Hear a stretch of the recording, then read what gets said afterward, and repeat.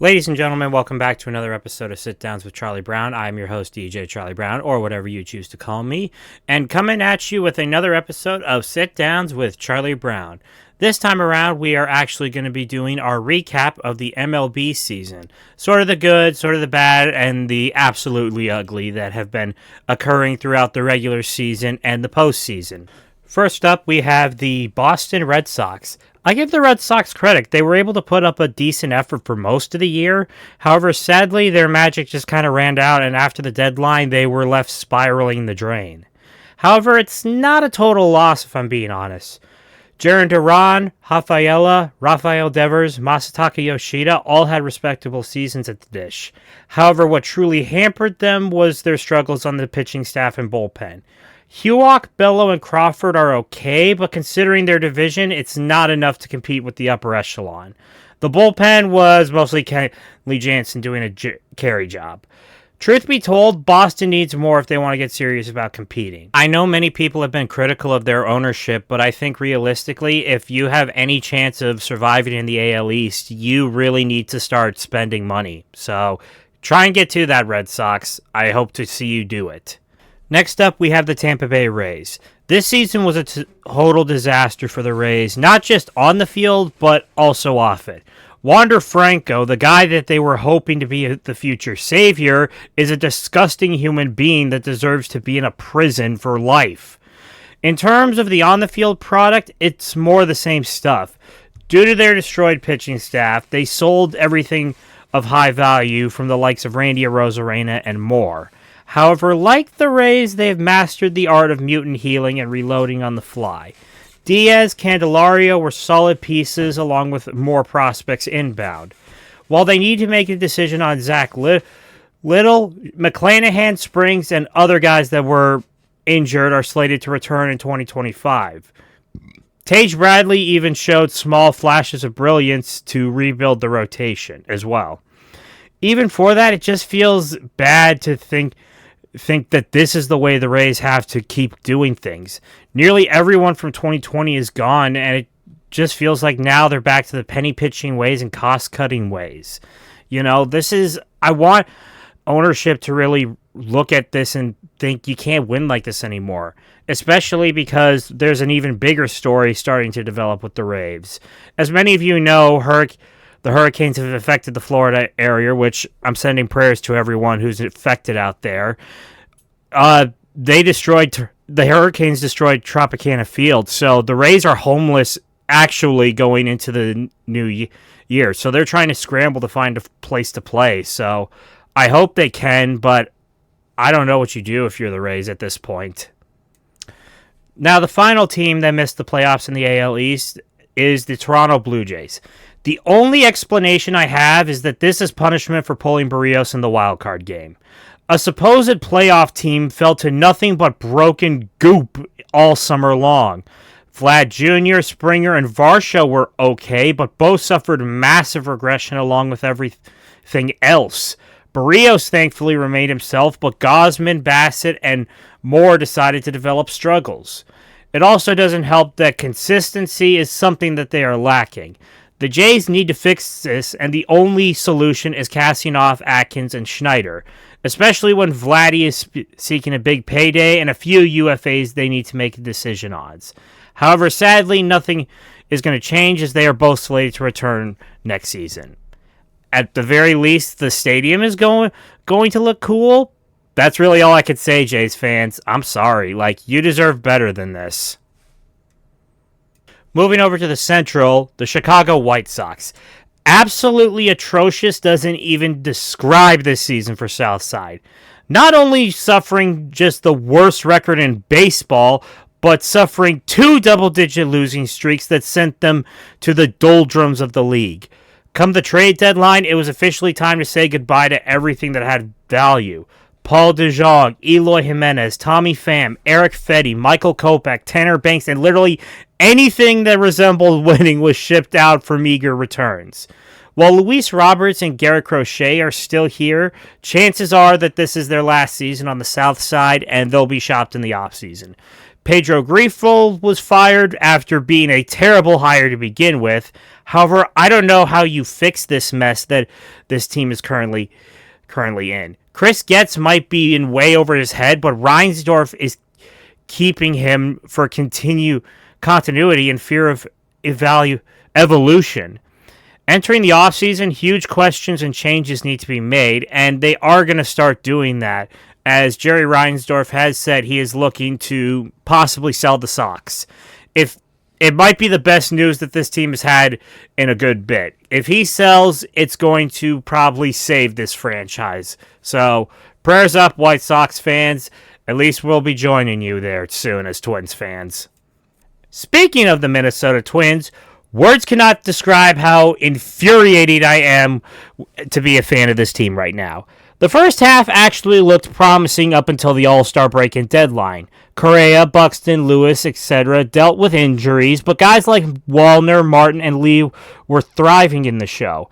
The pitching rotation had growing pains, but the bullpen was lights out. Post-deadline, total collapse from the offense. Yes, injuries played a part, but that still doesn't mean they had to win a few games to make the playoffs, and they couldn't do it. And that is infuriating to me. In what many people thought would be a year where they take the step forward into the upper echelon, it's an agonizing defeat and mocking from our rivals. The good news is that one thing that I will say, even though Twins fans have wanted them fired, the staff is staying put, and I think only Levine is leaving. The GM is leaving, which I think realistically, it's not on Rocco, and it's not on Falvey. And this is the even more important thing that I think a lot of Twins fans are hoping for in this offseason. The Pohlad family finally selling the team. Look, I'm not advocating it. I don't know the Pohlads, and I don't want to say anything negative, but it's time. Like, realistically, as a fan, we're frustrated. The penny pitching at the deadline, constantly having to play second fiddle to other franchises. It's just, we need to make a change, and I feel like it's time that you finally accept that this needs to happen. Who should they sell to? I don't know, but anything is better than the Pohlads right now. So, and as a Twins fan, I'm just embracing for a summer of rumors, and hopefully to God that nothing big happens. So, Godspeed to all my friends out there. Now moving over to the AL West, the Los Angeles Angels.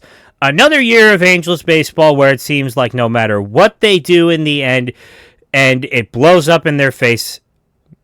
This team is Charlie Brown personified. Every time you think he's going to do it, he just can't win. Mike Trout is officially the Bobby Orr of baseball, as he is once again injured and being out with long-term issues again and again. Anthony Rendon is robbing this team blind with his performances the last few years, not to mention he also can't stay healthy as well.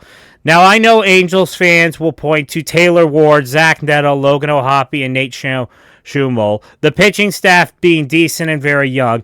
Here's my follow-up. How long until Artie Moreno ruins it? Sell the team, Artie. Just sell. Now, this is a sensitive one. The Oakland A's. This was the result everyone saw coming from a mile away. In their final year, the A's once again are one of the worst teams in baseball.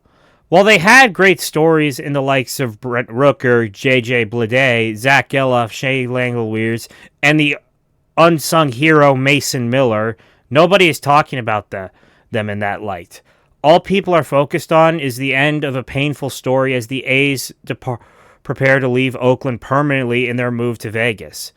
While truly sad is this whole saga will be a story of how John Fisher solidified himself as one of the worst owners in baseball. A man literally sandbagged a once proud team for his own selfish reasons and destroyed everything that he touched. His relationship with the fans, Oakland, and baseball fans as a whole. Now he gets to watch as his team plays in front of opposing fans in Sacramento before becoming a tourist destination in Las Vegas. I hope it's worth it, Fisher, if you're listening out there. You didn't sell, and now you know you get to reap the harsh rewards of what gets to follow. Now, the Seattle Mariners. Are you serious? I can't tell you if I should be more livid with you or my Twins, okay? That pitching staff and bullpen were literally amazing. The rotation of Gilbert, Castillo, Miller, and Kirby was backed by the pen that was locked down. However, in God's name, can this team not hit anything on the side of a barn? Besides Cal Raleigh and J-Rod, nobody could hit anything. Thus, you get this season where many thought they would be contenders. They only end up being punched in the nards right again. Question is, where do you go from here? Every time you think they get close, they can't do it. This offseason is going to be very, very telling for the Mariners because they have a lot of decisions to make on how they're going to fix this. So get busy, Seattle. At least you can say that you're doing all right. The Texas Rangers. Championship hangovers are not uncommon, but man, this one was seriously one that I did not expect. For some reason, they just really lost any power they had from last year and were sluggish all year long. The issue wasn't in hitting. Seager, Garcia, Simeon, Tavares, and Lau were excellent. Langford struggled a bit, but he's finally started to unlock an elite form. However, what truly killed the Rangers was their pitching. Scherzer and DeGrom couldn't stay healthy, leaving Nathan Eovaldi to do a bulk of the heavy lifting to get to the bullpen. And realistically, I don't know what you do with those two guys, because Scherzer might retire, and DeGrom, I think he's gonna be bought out just because he can't stay healthy. Well, I believe they can rebound. They have some work to do this offseason. Might need to open the checkbook, though, which it is Texas. I'm sure they have some money to spare. Moving over to the National League, we'll start in the NL East. The Miami Marlins. Like I mentioned last time, my only explanation is that this is divine retribution for treating Kim Ng like crap. The Marlins didn't just regress, they cratered into a different ether. Everything was a mess from pitching, hitting, defense, everything. However, the one thing they did realize is that they were in a very harsh reality and decided to purge everything off. Arise, Chisholm, Bell, Scott, and other key pieces were shipped out for bulk returns. Everyone else was DFA from the likes of Tim Anderson and Nick Gordon. However, there are some bright spots to look forward to. Xavier Edwards and a few of the other young bats could be something. Yuri Perez and Sandy Alcantara are slated to come back next year, and they have an army of young arms on the way. While next year might be a tank, it's at least a foundation. Plus, you're doing better than the Chicago White Sox. That is all I'll say. Sorry, Chicago fans. Low-hanging fruit, I know, but it is what it is. Now the other team in the NL East is the Washington Nationals. Even though it was another bad year, Washington has a lot of bright spots that they can look forward to. C.J. Abrams, Luis Garcia Jr., and Jacob Young all had solid years. James Wood and Dylan Cruz made their highly anticipated MLB debuts. Jake Irving and Mackenzie Gore contributed to a solid rotation and a decent bullpen. They still have a ton of talent waiting in their wings and is getting ready, and their time will come, essentially, is what I'm saying. However, they got to make some decisions this offseason. Abrams is eligible for arbitration, but I think if you can get that straightened out, you'll be good. Otherwise, this offseason will be very interesting for the Nats. I do think they can do some moves, but I'm going to be curious to see what that is. So, good luck, Washington, I guess. Now we're going to move over to the NL Central. The Chicago Cubs. Wasn't this supposed to be a year where you guys broke out and reclaimed the NL Central? Because all I saw this Group B was sluggish performance that went on for months on end. While they did have talent in the form of Suzuki, Happ, Swanson, Bellinger, Horner, and Bush, they only got hot when it was too late. Everyone else was struggling to be fully consistent.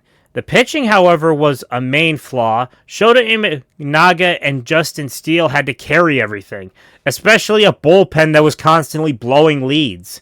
While it's not all bad and there is a foundation to build on, the Cubs need to get busy this offseason. Get busy, boys, unless you want to be like little brother on the south side. Now the Cincinnati Reds. I'm disappointed. I thought the Reds were ready for the next step, but I may have misinterpreted it. Then again, it is year 2 of a rebuild, so I shouldn't really judge them too harshly. Ellie De La Cruz continues to be the face of the rebuild, even with his consistency issues. Steer had a solid season. India bounced back, and Tyler Stevenson emerged into another gem. They also have, I think a ton of more prospects waiting in the wings that they can rely on. The main thing they need to look for this season, however, is pitching. Green, Abbott, and some of the other names are okay, but they need more to solidify the rotation and bullpen. The skipper David Bell was let go for what I can only be assuming is buyer's remorse, and in his place comes the second coming of Terry Francona. Yes, I am shocked by that too. Also, I did want to give a special notion to Joey Votto. The lifelong Red is officially calling it career. See you in Cooperstown, Votto. Sorry you couldn't get a ring. The Pittsburgh Pirates. For the record, I take zero pressure in accidentally jinxing this group. I thought the Pirates were good. Their first half was actually making decent progress on what could be the start of a new era. After the deadline, however, total collapsing back into the doldrums of the NL. While it may seem like a disaster season, I do think there are some positives with this group. Rowdy Tellez, Oneil Cruz, Brian Reynolds, Brian Hayes, and Jared Triolo were starting to hit for some more contact. The three-headed monster of Paul Skeens, Jared Jones, and Mitch Keller in the pitching rotation is something to build off. However, they need a bullpen and maybe a new coaching staff. Sadly, I don't see ownership willing to get those considering past reputations. All we will get is watching 5 more years of Paul Skeens before inevitably being traded to the Dodgers or Yankees. It's just how the Pirates work. I'm sorry. The St. Louis Cardinals. I figured with Milwaukee getting hot, it was bound to happen that the Cardinals would crash to earth. Right on cue, the collapse post-deadline, and they fell right into the basement of the league. The good news is that Goldie was able to turn his season around after an awful start. The main issue, though, is if St. Louis wants to keep him around, because this is the last year on his contract and he's a free agent. Arenado and some of the young stars were okay, but nowhere near a competitive team. While the rotation was okay with Sonny Gray, Miles Michaelis, and Kyle Gibson's revival, the bullpen was dead weight. As a result, it caused them to fall out of the race and leave them with more questions than answers. Do they really have enough? Because they're one of the oldest teams in baseball in a division littered with younger squads. They really got to change things up unless they really want to be wandering into the abyss. Now, as I watch them pull an Uno reverse on me, and they go all the way next year. It usually is par for the course and how the unknown magic of St. Louis works. Now moving over to the NL West, the Arizona Diamondbacks. As much as I want to hark on Arizona, I really can't. Simple truth is that their sluggish start hurt them in the end. It wasn't all bad. Ketel Marte, Corbin Carroll, Eugenio Suarez, Lourdes Gurriel Jr., and Walker were able to build momentum and experience for next year. While Gallen had a rough season, Brandon Pfaadt is starting to emerge along with a few other names. I won't say it's the end for this group, but it's certainly a tough pill to swallow, especially considering the circumstances of their crushing defeat and missing out barely on the playoffs. Hopefully we can see them rebound heading into next year because I definitely think that Arizona has a good squad and can definitely be a force in the NL West if they put their minds to it. The next team in the NL West, the Colorado Rockies. What's more to say about the Rockies? Ownership sucks and is more focused on filling the ballpark than winning. Besides Tovar, McMahon, Doyle, and Rogers benefiting from Coors Field, there is little on the offense. A big reason why Chris Bryant all but regrets coming here and is had another nightmare season plagued by injuries and regression. The pitching? You'd be better finding gold at the end of the rainbow than a good starting person in their rotation or bullpen. Wake me when the Monforts decide to sell or they re-sign Charlie Blackmon.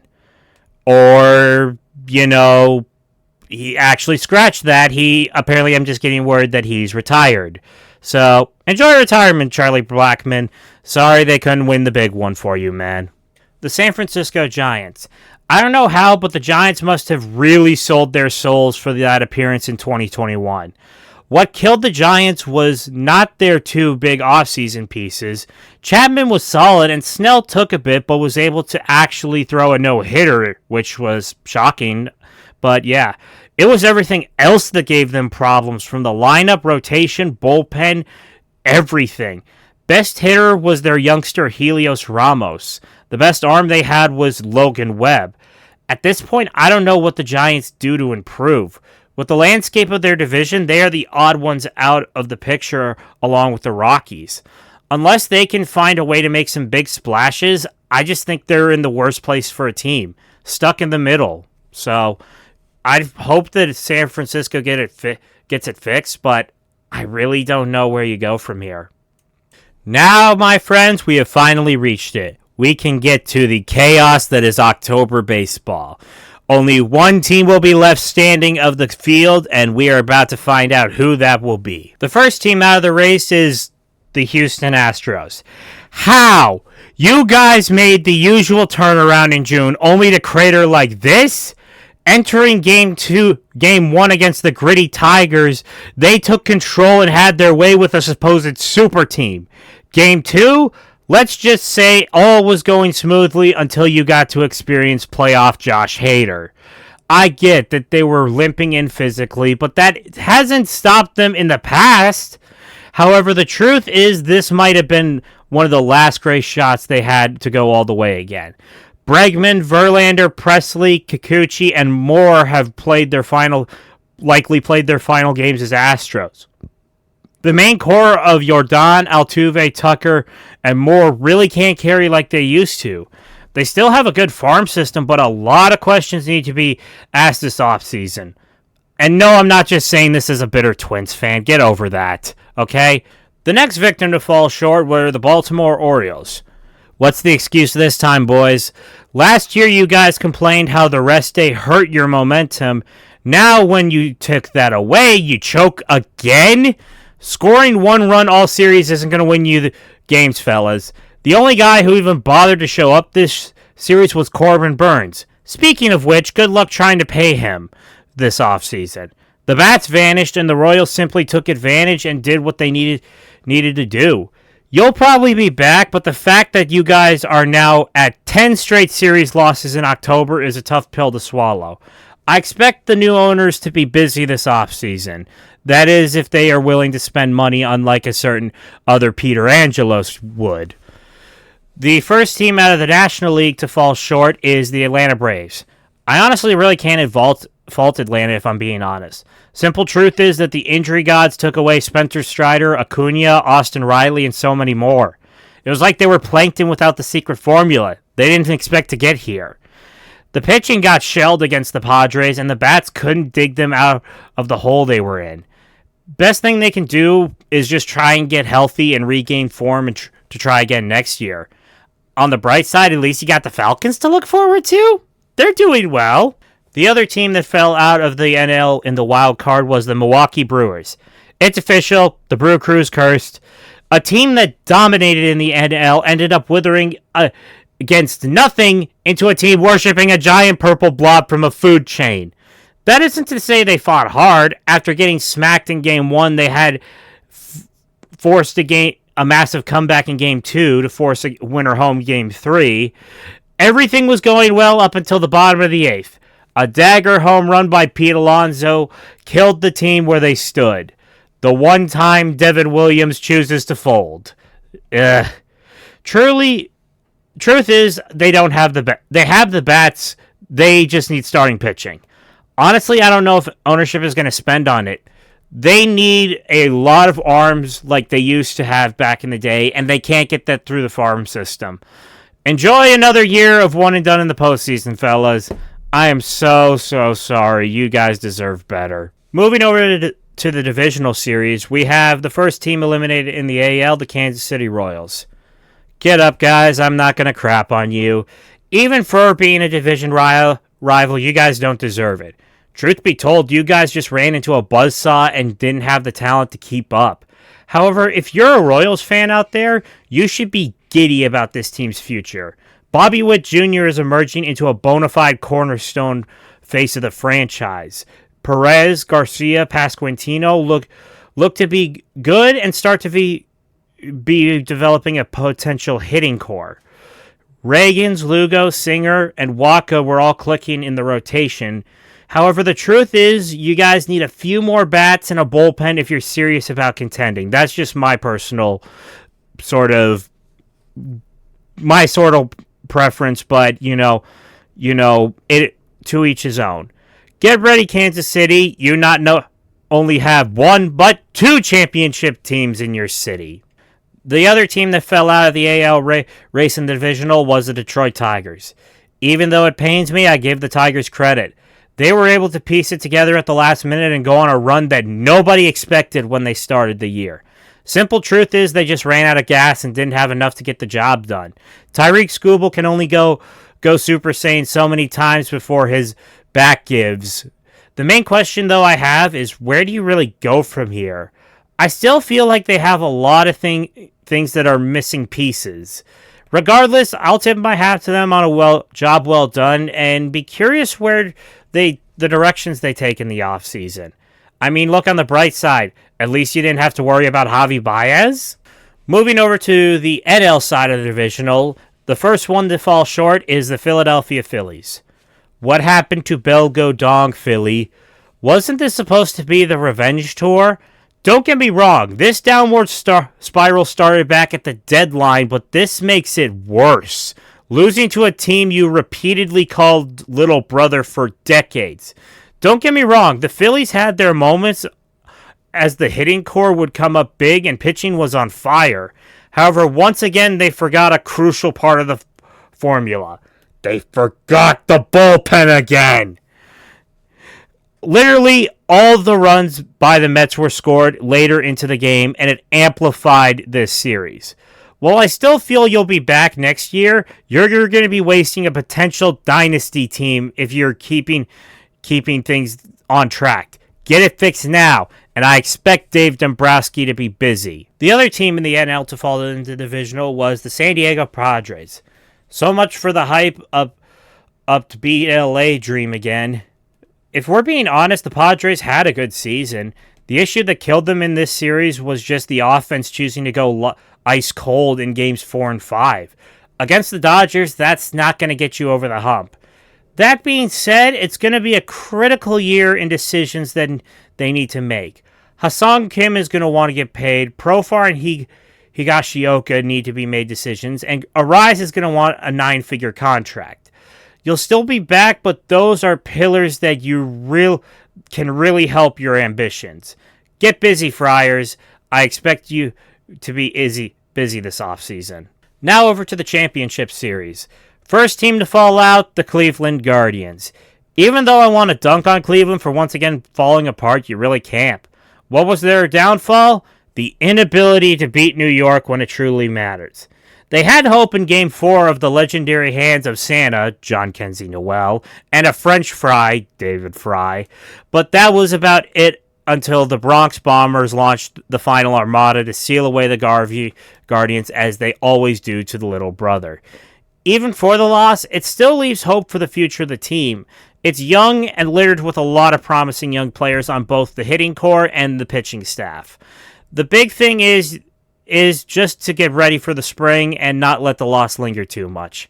I mean, hey, I'm a Twins fan. The Yankees have called us little brother for years, so I know the feelings. In the NL side of things, you have the New York Mets. Considering that this was supposed to be a rebuild year for the Mets, that this was certainly a special season for them. In a year where they had little expectations, they found a way to make the championship series for the first time in years. The thing that stopped them was the fact that they are still young and need time. The likes of Alvarez, Lindor, Acuna, and more show promise to be the next faces of the team. However, there is one guy we need to address and talk about. Pete Alonso. He proved he's a pivotal part of this team and had a postseason for the ages. They have to lock him up ASAP. I think they can do it, but it's still going to leave a lot of rumors about him if he truly wants to stay in New York. While it's a tough exit for Queens, you should be proud of this season. Also, do the right thing and build a statue of Grimace outside of that stadium. He clearly is granting you superpowers. All right, everyone. The moment you've been waiting for. The World Series matchup. The New York Yankees versus the LA Dodgers. It's beautiful, isn't it? The one that makes small market team fans like myself just cringe. Let's get over to the Yankees, shall we? The New York Yankees. The baseball world is once again in a time that we don't want to live in. The New York Yankees once again on top of the baseball world. Even though it hurts to see as a Twins fan, I will say the Yankees have earned this opportunity. The Bronx Bats have been launching bombs across their America en route to another championship. Their lineup is one of little introduction. The three-headed monster of Aaron Judge, Giancarlo Stanton, and Juan Soto strike fear into their opponents. They do also need to extend Juan Soto, which you got to pay him and stop. You need him, all right? Pay him. Also, they have a legitimate supporting cast to support them this time around. Gleyber Torres, Anthony Volpe, Alex Verdugo, Jazz Chisholm, Anthony Rizzo, and so many others litter their lineup. If their bats don't scare you, their arms will. The ace Garrett Cole, rookie sensation Lucas Heel, and Carlos Rodon are a three-headed hydra in the rotation. Think the bullpen's weak? Meet Lucas Weaver, Clay Holmes, and Clark Schmidt, putting the back half on lockdown. New York knows that this is the year to finally get it done. After a full decade of futility, they will finally add another chip to the mantle. Number 28, I should add. However, there is one thing stopping them. That team is your National League representatives, the Los Angeles Dodgers. Of course, we're getting a World Series with two of the most annoying fan bases in all of baseball. Even though I have been critical of Dave Roberts in the past, he has actually done a good job this postseason. Then again, a 5-year-old could run this roster and get the equal results. Like the Yankees, they are a team that needs little introduction. You see the big three in New York of Soto, Judge, and Stanton? The Dodgers will rate you one Freddie Freeman, one Mookie Betts, and one Shohei Ohtani. Dead serious, Ohtani has been a monster since moving up the freeway to be with the boys in blue. Not just securing the NL MVP, which hasn't been announced yet, but all but a lock, with a 51-51 campaign, but he has shown out to be one of the big-time stars of this postseason. However, there is also something else that has contributed to their success. A full depth chart of hitters. Home Run Derby champion Teoscar Hernandez, Tommy Edman, Max Muncy, Kike Hernandez, and more litter their lineups. However, there is a weakness to the Dodgers that is quite noticeable. The rotation has been really struggling. Yamamoto, Buehler, and Flaherty are good, but have had moments where they have been getting lit up like it's Christmas. Thankfully, the bullpen is one of the best in baseball with Kopech, Honeywell Jr., Brazier, Bonda, Trennan, and their closer, Evan Phillips. The Dodgers know what's at stake compared to the last time they won a championship. Legitimate respect and an end to the Mickey Mouse championship narratives. It's also a big moment as it solidifies Ohtani's legacy. His first championship, which I would actually be happy if he got one, because that man is a beast. Buckle up, kiddies, we are in for the show. So, prediction for the World Series. Personally, I am on someone who is on the team of I want the meteor to strike the stadium and no one wins, but sadly that can't happen, which is why I think it's going to be Dodgers in 7. And if you jinx me, God help us for the insufferable Yankee fans I'm about to have come my way. With that being said, I appreciate you guys for tuning in, and I hope to see you guys back here soon. So, peace!